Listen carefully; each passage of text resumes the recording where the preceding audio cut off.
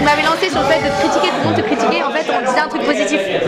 Le but c'était genre le cours de yoga, oh là là c'est tellement nul, ça fait trop du bien, je comprends pas pourquoi il faut se faire autant du bien, tu vois, dès le matin, se sentir tellement mieux dans sa vie, genre c'est quoi l'intérêt de se sentir bien?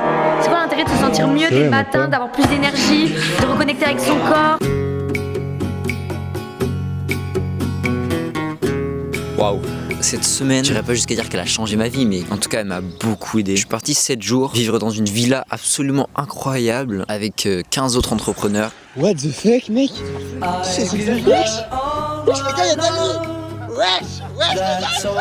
Pour les aider à créer du contenu sur les réseaux sociaux. Mon rôle, en gros, c'était de donner un cours de yoga tous les matins à 8h. La clé, c'est d'arriver à faire les postures le plus sérieusement possible, tout en essayant d'être dans un état de lâcher prise. De faire une conférence sur le storytelling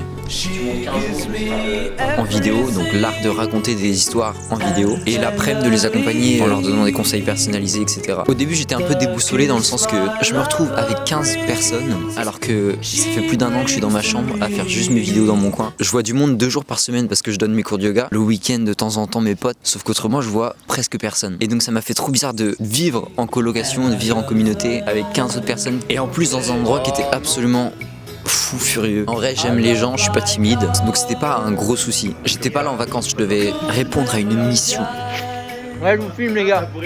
Ma mission, c'était de les aider à créer leurs histoires et à les partager en vidéo. Et aussi donner un cours de yoga tous les matins. C'était pour ça que j'étais là, donc fallait pas que j'échoue. Le problème, c'est que ça, j'ai jamais fait. Ok, le yoga, peut-être je donne des cours de yoga toutes les semaines, mais même ça, c'était différent. C'était des jeunes, et le yoga, bah, mine de rien, ça demande de la patience, de la discipline. Et nous, les jeunes d'aujourd'hui, on est vraiment dans l'overthinking.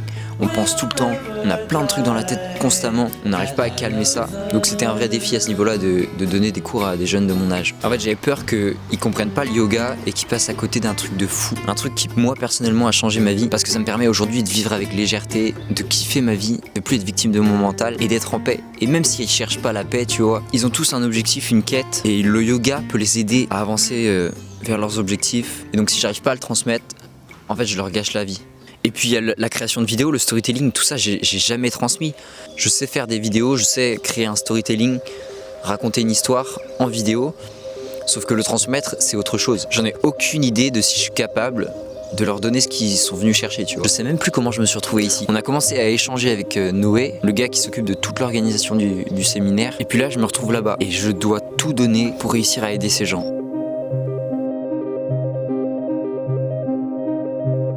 La première épreuve, c'était ma conférence d'1 heure sur le storytelling, et j'étais un peu flippé au début. Clairement, la dernière fois que j'ai fait un oral comme ça, devant des gens, c'était au bac, il y a 2 ans. Alors je commence à parler, pas très à l'aise, les mains moites, je bafouille un peu au début, ça se sent dans ma voix, tu vois que je suis un peu stressé, mais au fur et à mesure, je vois qu'ils sont de plus en plus attentifs, ils commencent à prendre des notes, à me poser de plus en plus de questions, et donc ça me rendait de plus en plus à l'aise. Et je me disais, peut-être que ce que je partage, en fait, c'est pas si con.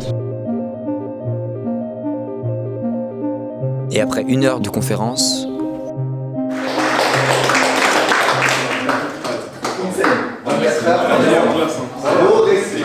j'étais refait.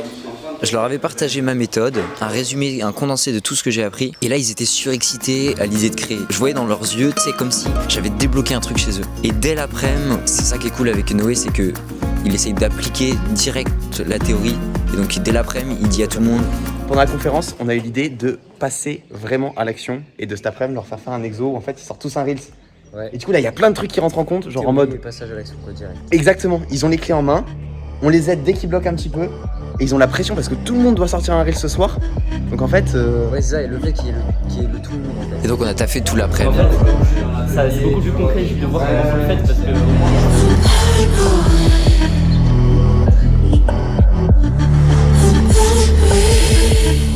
Mais en fait, c'était évident que ça allait les aider. Genre, il n'y avait même pas de doute à avoir. J'ai passé tellement de temps à étudier des vidéos, à me former sur le storytelling, à aller au cinéma, pas pour regarder le film, mais pour savoir comment l'histoire a été construite. Je me suis tellement plongé dans le sujet que, en fait, ça faisait partie de moi. Là, pendant la conférence, une fois que j'étais lancé, les mots, ils venaient tout seuls. J'étais dans le flow. J'avais tellement intégré cette connaissance et mis en application à travers mes vidéos qu'elle faisait partie de moi. Et j'ai déjà entendu parler de cette méthode. C'est la méthode Feynman. Pour savoir si tu connais vraiment quelque chose, il faut le partager, il faut l'enseigner à quelqu'un. Et si tu arrives à l'enseigner, c'est que tu le maîtrises assez.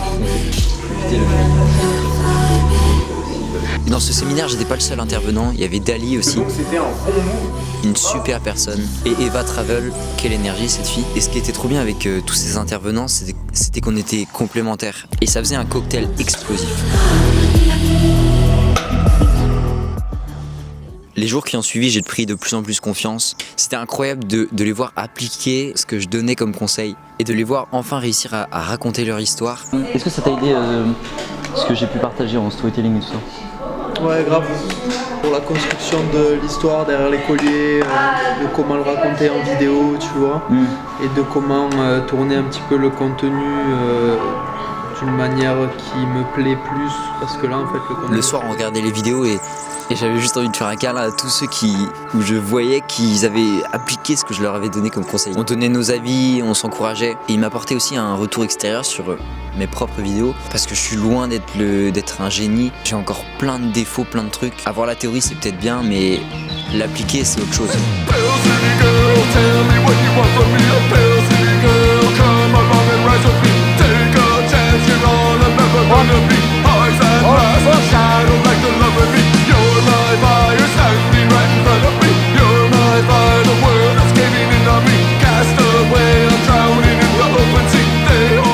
Excusez-moi, la défaite, ça Non se mais il y passe a une comment? conspiration qui est en train de prendre place là, j'aime pas trop ça.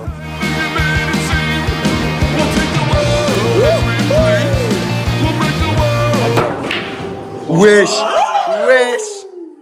Ça c'est mon champion ça. Si tu l'avais mais...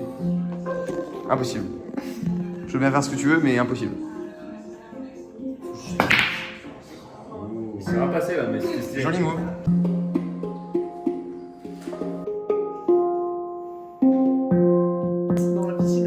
Mais c'est vrai? Eva d'ailleurs choquée, tu me croyais pas, tu me crois pas. Non, non. bah dehors, non, par contre là c'est une blague. Ah non, Vous êtes en train d'abuser. Mais je de mettais mon tout le temps des badass. stories où je dormais dehors au château, l'ancienne, je dormais sur la terrasse tout le temps. Et les gens ils dormaient avec moi. Et même les bouts de campé, ils aiment bien à chaque fois. Candice qui est là, elle dormait dehors des fois. Les gens ils viennent dormir dehors, c'est aussi ça fait partie de l'expérience et tout, tu vois. Il y en a, il a changé la Mais ce que je comprends pas, c'est le but. C'est pourquoi? C'est pour arrêter d'être soft. Quand tu dors dehors, t'es pas soft. Faire les choses. C'est exactement ça. Mais là, du coup, tu vas dormir pas. Mais le truc, c'est que ces jeunes, ils étaient pas uniquement là pour créer du contenu. Ils étaient aussi là pour leur business, le côté entrepreneur un petit peu. Ils avaient ou voulaient créer un business, donc ça faisait partie des sujets de discussion. Et moi, j'ai un problème avec ma génération, c'est que je déteste le truc business, entrepreneur 2.0. Tu sais, ces entrepreneurs, entre guillemets, qui créent des business de dropshipping. Je vais me faire lyncher en commentaire, mais juste, je trouve que ça a pas de sens, c'est pas éthique. Et se dire entrepreneur quand tu fais ça, c'est assez ridicule. Waouh. Parce qu'ils voient ça juste comme un moyen de faire de l'argent. Et donc ça me gêne. Et donc quand on parlait de ça, c'était pas trop mon délire, mais j'essayais de comprendre. Et ne pas réussir à transmettre ma passion pour la vidéo n'était pas mon seul doute avant de venir. Je me posais aussi la question du sens. Je vais gagner de l'argent en les aidant à créer du contenu sur les réseaux sociaux, mais est-ce que ça a du sens? Parce que eux, peut-être qu'après tout, ils veulent juste percer sur les réseaux pour faire bouger leur business, améliorer leur business. Et ça n'a pas de sens pour moi. Je vais gagner de l'argent, certes, mais à quoi bon si ça répond pas à un besoin profond dans le monde? C'est pas un projet humanitaire, c'est pas un projet écologique, c'est rien de tout ça. Alors est-ce que ça a vraiment de la valeur? Bon, sauna là. Y'a pas des lumières là? Lumière. Ouah. Et la lumière fut. Sauf que le truc, c'est que quand je voyais ces gens créer leurs histoires et voir leurs yeux s'illuminer, tu vois, de réussir à partager ce qu'ils avaient au fond d'eux, j'ai compris que ça avait du sens. Parce que je leur permettais de s'exprimer. Ils avaient envie de partager une histoire, de s'exprimer, et ne savaient pas comment faire. C'est comme s'ils étaient bloqués et qu'ils n'arrivaient pas à parler. Qu'ils étaient muets, mais avec l'envie de parler. Pourquoi je sors ça? Tu me fais des œufs, man. Le mec il a fait. Oh non. Bon, on a galéré pendant 3 jours et il l'a fait en une fois. Et donc le sens, il était là. Et vivre avec ces gens, ça m'a fait comprendre un truc de malade. J'ai eu de la chance. Je suis pas tombé sur ces entrepreneurs qui pensent qu'à la thune et qui font que ça pour l'argent. Je suis tombé sur des gens qui avaient une vision bien plus profonde du business. Mec, tu vas être trop présent. Coucou les abonnés. Aujourd'hui, petite présentation de ma nouvelle attelle. Alors, je l'ai acheté chez Dior. Vous voyez, je l'ai payé 670 €. Mais je trouve elle va trop bien avec mon outfit du jour. Hashtag Jesus. Et qui n'étaient pas là juste pour fuir le salariat. Non, c'était tout autre chose. On a eu des discussions avec certains d'entre eux, et notamment aussi la conférence de Yann Joubert qui est venu le dernier jour, qui m'ont fait shifter ma vision sur le business. J'avais une vision plutôt étriquée, une vision négative de ce truc. À cause de justement tous ces business de dropshipping, que cette illusion que peut créer l'argent et le mal aussi que ça peut créer entre les humains. Sauf que là, ils avaient pas pour but uniquement de faire de l'argent, de chercher à prendre quelque chose aux autres. Non, c'était pas ça. Ça, c'est juste une manière de l'aborder. Un prisme, une perception du business qui est basée sur la peur. Le business peut être vu autrement et être basé sur l'amour. Il me racontait qu'on a tous des cadeaux à offrir au monde, qu'il y a des problèmes qu'on a résolus nous-mêmes et des solutions à partager qui peuvent littéralement changer le cours de la vie des autres. Et que c'est juste égoïste de garder ça pour soi. En fait, c'est une question de responsabilité, de devoir, c'est une question de respect pour les autres. Et le côté gagner de l'argent en retour, c'est juste une question de respect pour soi-même. Ça demande du temps, du travail et t'as besoin de vivre. L'argent, c'est juste un moyen d'échanger. Il faut aller plus loin que ça. Et c'est là la différence. C'est créer un business avec pour première intention de profondément aider les gens, de chercher à leur changer la vie, tu vois, par pur amour. Et au début, j'avais peur en y réfléchissant que ça soit un piège, une illusion qu'on se crée pour se faire croire que le business c'est bien et qu'il faut faire du business et encourager ce capitalisme, tu vois. Jusqu'à ce que je me réveille, tu vois, hier, un jour après le séminaire, et que je me rende compte que j'avais retrouvé un drive, j'avais retrouvé une énergie, tu vois, de passer à l'action, de vouloir créer quelque chose, de vouloir créer un business, parce que mon envie de créer un business n'était pas basée sur la peur qui elle me paralysait et donc me faisait rien faire comme business. Non, là ce matin-là j'étais poussé par l'amour, par la vraie envie d'aider. Je m'étais reconnecté au même drive auquel j'ai tendance à me déconnecter de temps en temps, ce même drive qui m'avait permis de créer un produit autour du yoga il y a quelques mois mais que j'avais finalement abandonné parce que j'étais retourné dans cette énergie de peur et plus jamais j'ai envie de quitter cette énergie ce drive d'amour. Alors je te le dis clairement, je vais créer un business et j'en ai plus rien à faire de passer outre les critiques.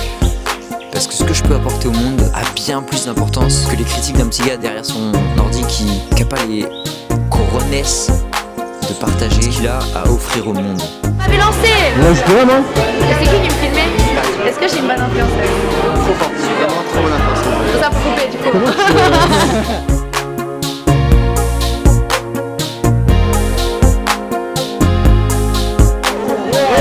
Sauvage! Comment il va le cadreur? Heureusement qu'il part demain.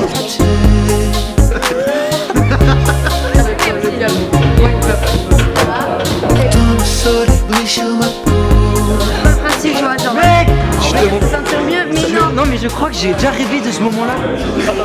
La vie de ma mère. J'ai un déjà vu là. Ça m'a régalé sur ça. C'est que t'es puissant et haut en énergie. Deuxième déjà vu de ma vie. Il a rêvé de moi, tu m'as rêvé de moi. Il y a trop d'hommes qui rêvent de toi. Vraiment quoi. déjà vu. Non. Ah waouh! T'es saucé là? Namasté.